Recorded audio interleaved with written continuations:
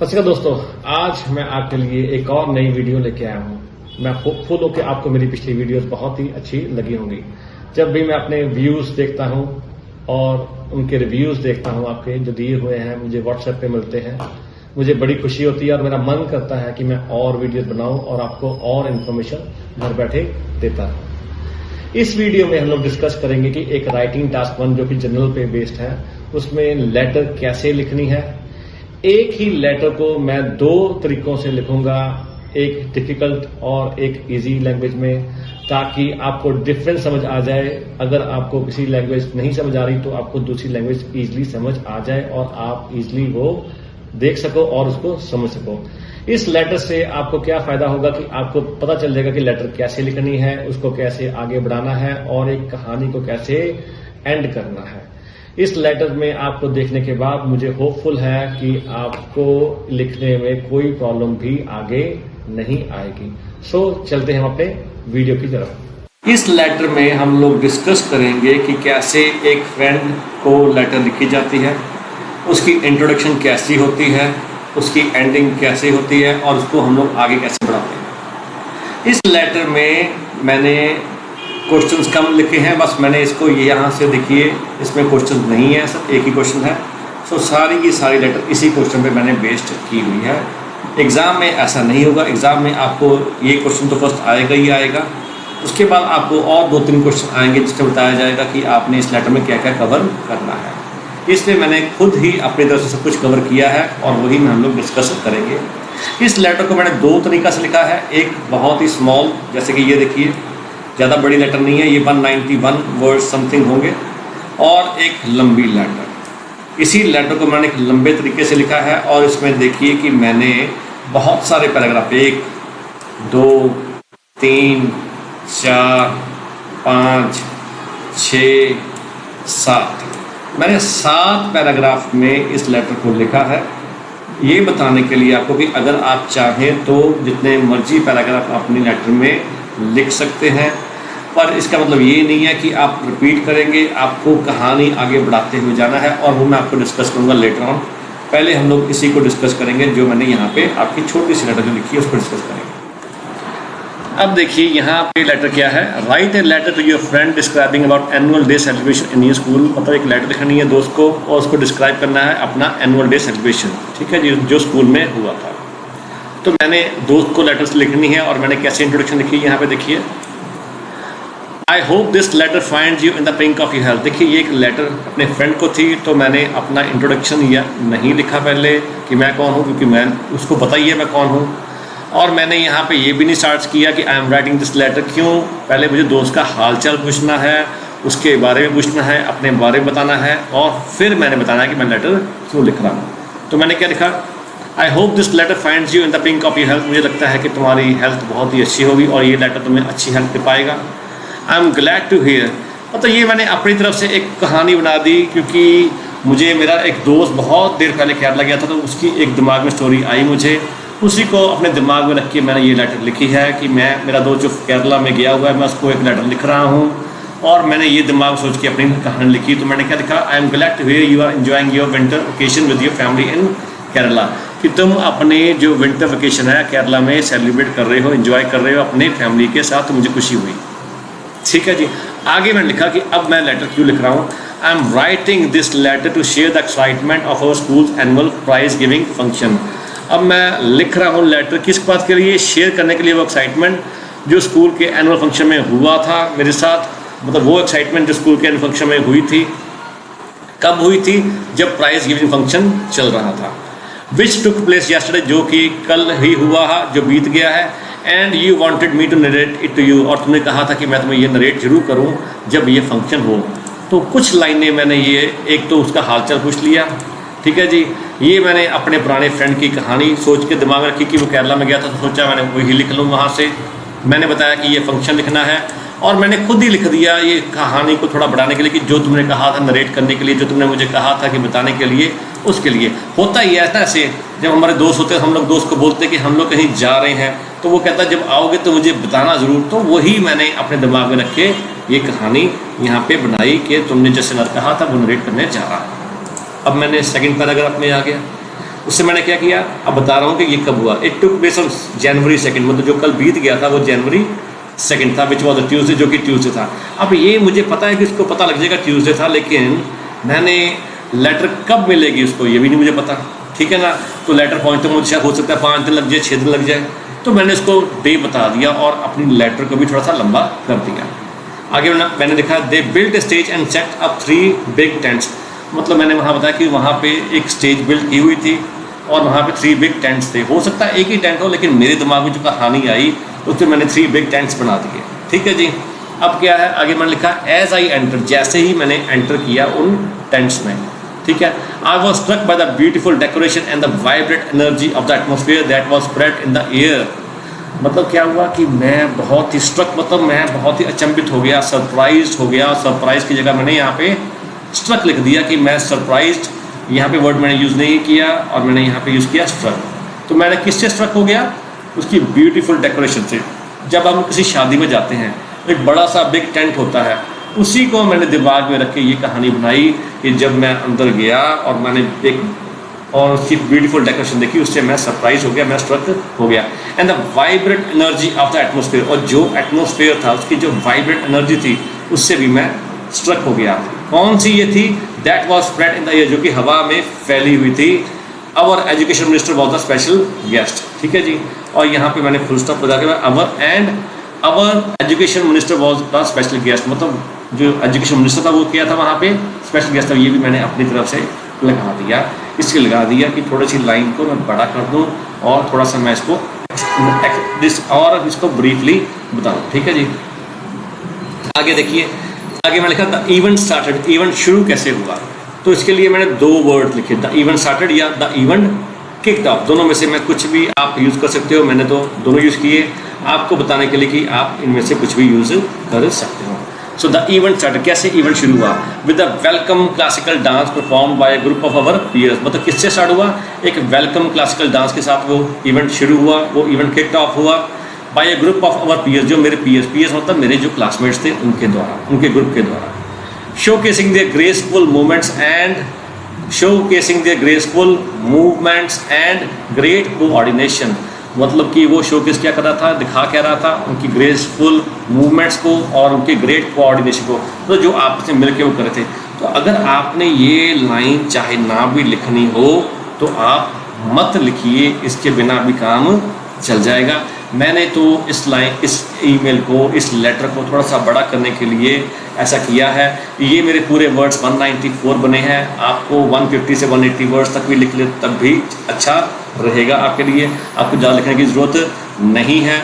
लिखना भी चाहो तो कोई बड़ी प्रॉब्लम भी नहीं है, ठीक है जी।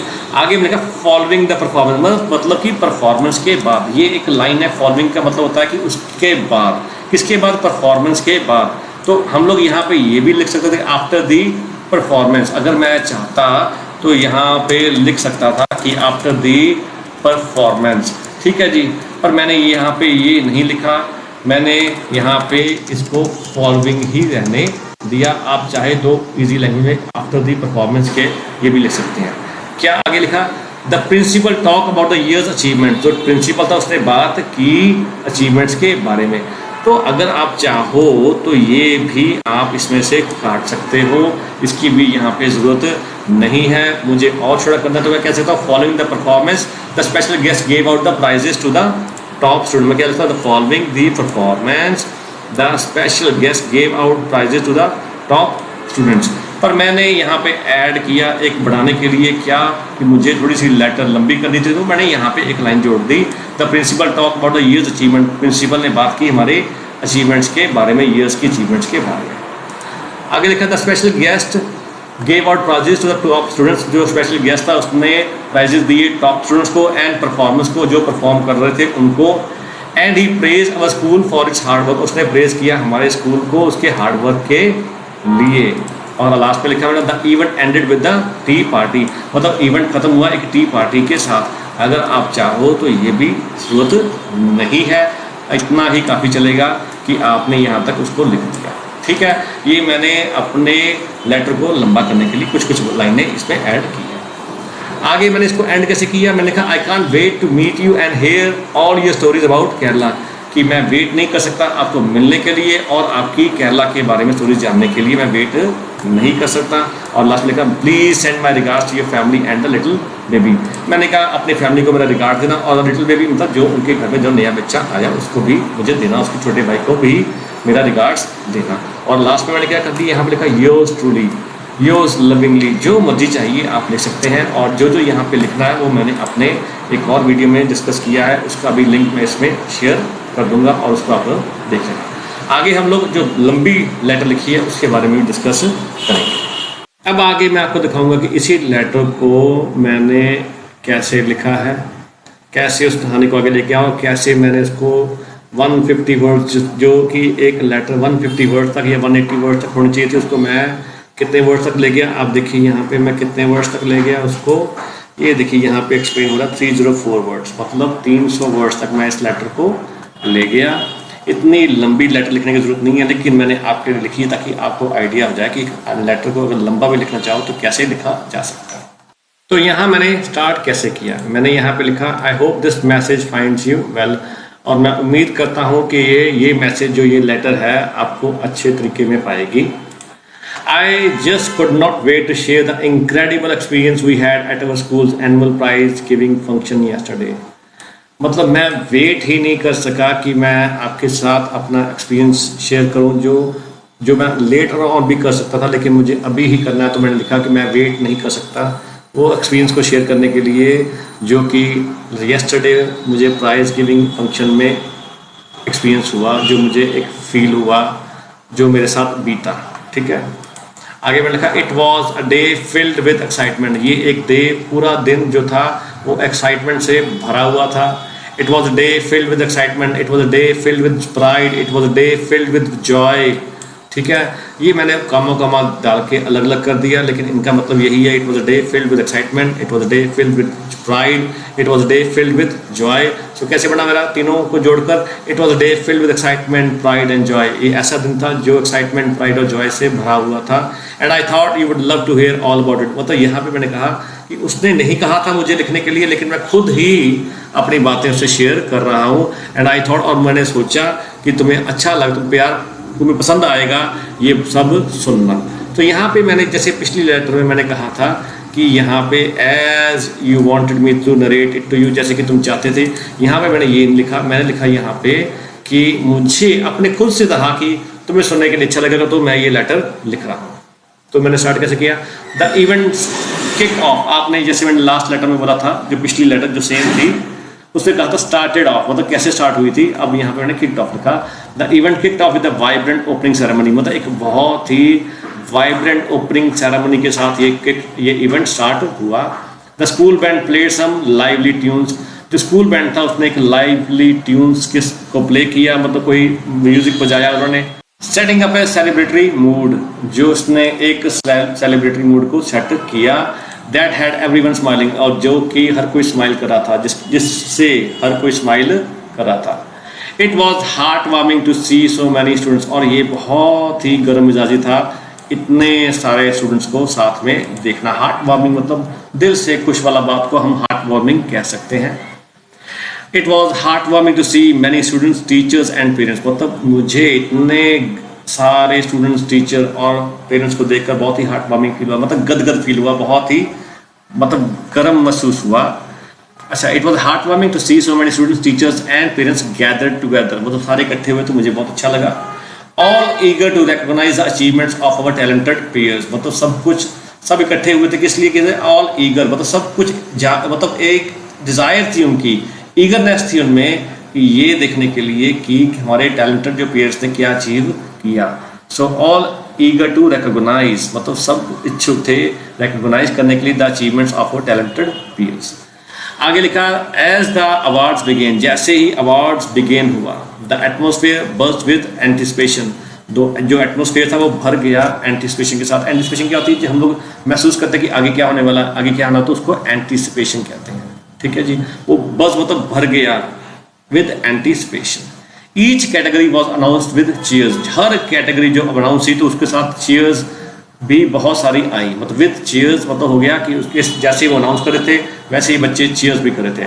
And it was thrilling to see students walk up to the stage, और ये बहुत ही मज़ेदार था, थ्रिलिंग था बच्चों को देखना, स्टूडेंट्स को देखना कि वो स्टेज तक वॉक करते हुए जा रहे हैं। बीमिंग विद प्राइड, मतलब प्राइड मतलब प्राइड, बीमिंग मतलब स्माइल करना, स्माइल एक जैसे कि अभी देखिए मैं स्माइल करूँगा, ये ऐसी स्माइल को बीमिंग कहते हैं। सो बीमिंग विद प्राइड, और वो बीम कर रहे थे प्राइड के साथ as they accepted their award, जैसे उन्होंने अपने अवार्ड्स को एक्सेप्ट किया। From academic excellence to sporting achievements, मतलब एकेडमिक एक्सीलेंस जो पढ़ाई वाले एक्सीलेंस से लेके सपोर्टिंग जो स्पोर्ट्स में उन्होंने अचीव किया। एवरी विनर वॉज सेलिब्रेटेड, जो हर कोई विनर था उसको सेलिब्रेट किया। किसके द्वारा सेलिब्रेट किया गया? बच्चों के द्वारा, स्टूडेंट्स के द्वारा चीयर अप करके।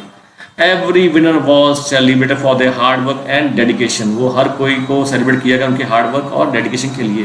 देखिए मैं कहानी को बिना बात से खींची जा रहा हूँ, मेरी मर्जी है, पर मैंने कोई भी ऐसी बात इन 3 पैराग्राफ में ऐसी नहीं की जो पिछले पैराग्राफ में मैंने ऑलरेडी की हो। मैं आगे चलाता हूँ, कहानी मेरी मर्जी है, कहानी जितनी मर्जी खींच लो इस कहानी को मैं, क्योंकि मेरा मन है कि मैं जितना मर्जी चाहूँ तो उसमें लिख सकता हूँ, क्योंकि ये मेरे दोस्त को लेटर है, और जब हम दोस्त को लेटर लिखते हैं तो जितना मर्जी चाहे उसमें ऐड ऑन कर सकते हैं, ये मेरी मर्जी है।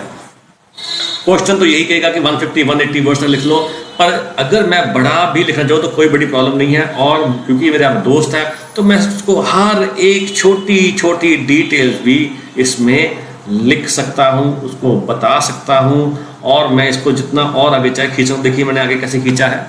One of the standout moments was when our school's head teacher delivered an inspiring speech about the importance of perseverance.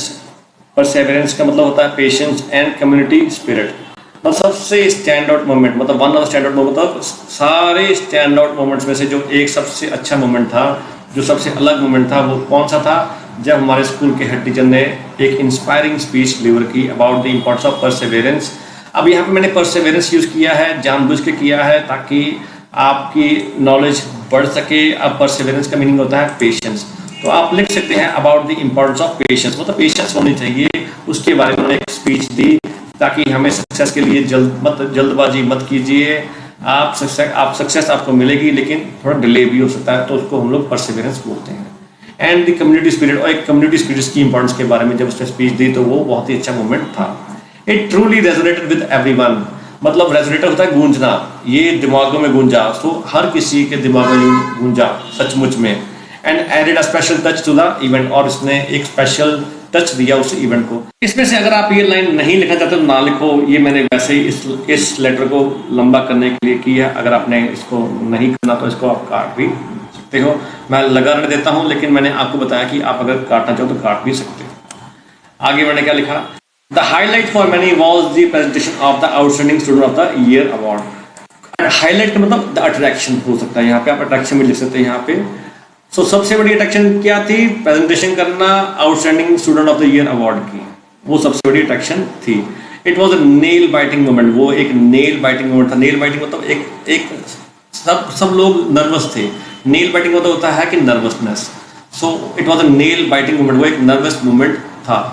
And when the winner was announced, और जब विनर को अनाउंस किया गया, and when the winner was announced the crowd erupted in applause, और सारी crowd खड़ी हो गई और उन्हें ताड़ी बजानी शुरू, अपलॉज मतलब ताड़ी बजानी शुरू कर दी। It was such a deserving recognition, और ये बहुत ही डिजर्विंग रिकॉग्निशन था। And joy on their face was priceless, और उनकी शक्लों में जो जॉय था वो बहुत ही प्राइसलेस था, वो बेशकीमती था।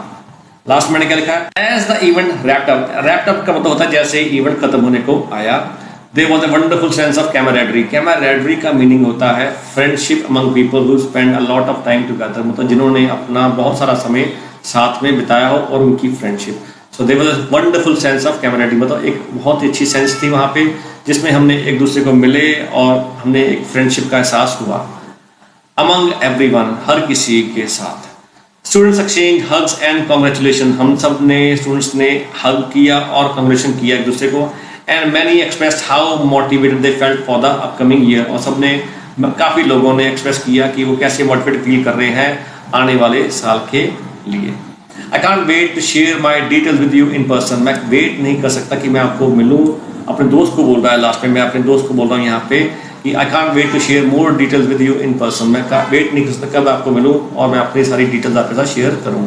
It was a truly memorable day that celebrated not just achievements. ये एक मेमोरेबल डे था सच में, जिसमें हमने सेलिब्रेट किया ना सिर्फ अपनी achievements but also the spirit of our school community.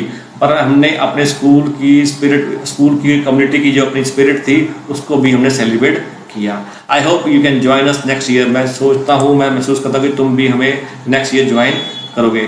Take care and talk सून। अपना ख्याल रखना और हम लोग जल्दी बात करेंगे।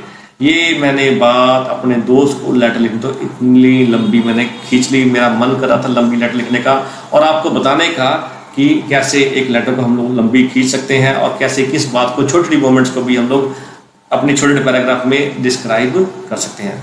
I hope you will like this video and after watching this video you will have no problems in writing letter on your own। और आपको कोई प्रॉब्लम नहीं आएगी अगर आपने लेटर लंबी भी लिखनी हो तो आपको समझ आ जाएगी कैसे छोटी छोटी बातों को हम लोग लंबा खींच सकते हैं। पर आप उसी लेटर को लंबा खींच सकते हैं जिस लेटर को आपने अपने दोस्त को लिखना है, क्योंकि वही एक लेटर है जिसमें आप छोटी छोटी डिटेल्स को भी बहुत लंबा खींच सकते हैं। अगर फॉर्मल और सेमी फॉर्मल है तो उसको आप ज़्यादा लंबा नहीं खींच सकते। अगर आपको ये मेरी वीडियो अच्छी लगी हो तो please subscribe my channel and do like my videos. I'm going to make more videos like this so I can give you more information so you can prepare your IELTS by staying at home. Thank you.